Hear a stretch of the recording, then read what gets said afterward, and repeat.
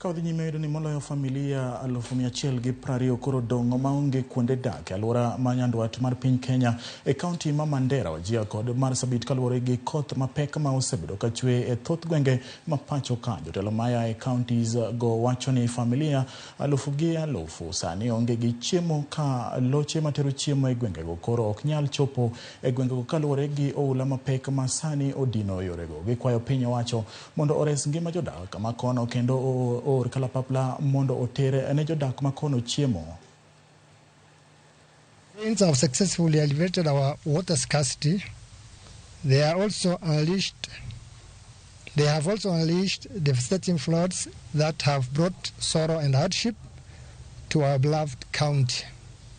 Suddenly, we have witnessed loss of 3 lives due to these floods, including an elderly mother and 2 students who have recently completed their KCPE exams. Our hearts go out to their families and we extend our deepest sympathies and support during this difficult period.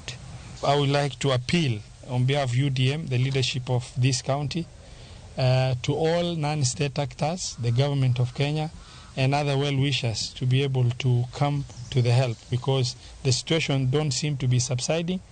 While rains are a blessing for us, but we are not prepared properly to deal with excessive rain in terms of dealing with emergency.